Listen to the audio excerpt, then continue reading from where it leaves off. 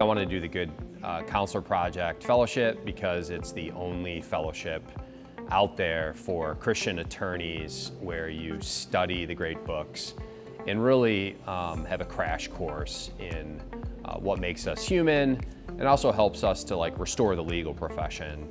It is such a good way to just meet other attorneys because a lot of times I'm in my office and I forget, I do religious really work in the sense that I do regulatory compliance, and sometimes when I'm in the thick of it and I'm like, I hate Maryland, I just forget oh, why am I doing this? Who else is rooting for me?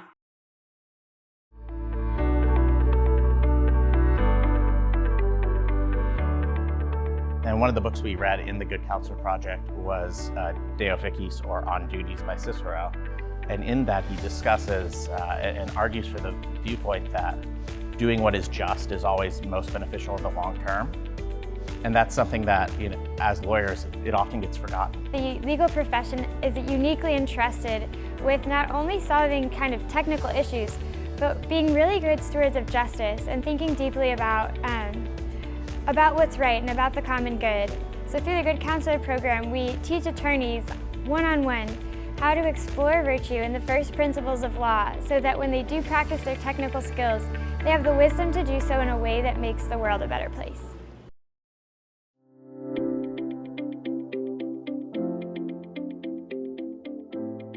I have someone to go to be like, okay, I have time on Sundays.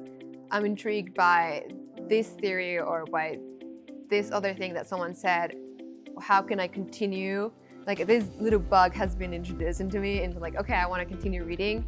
And now I know I have friends in town that I can throw ideas. I just gotten engaged. And so we talked about parenting and marriage, and he gave me some incredible marriage advice. It had nothing to do with the law, but it's these sorts of relationships you get to build and you get to rekindle at the Good Counselor Project.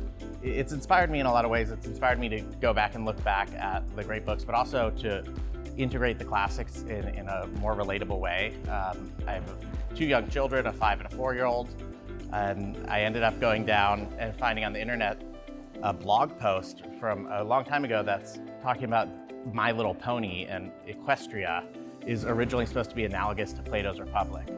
And using that as a way to begin a conversation with my daughter about Plato's Republic.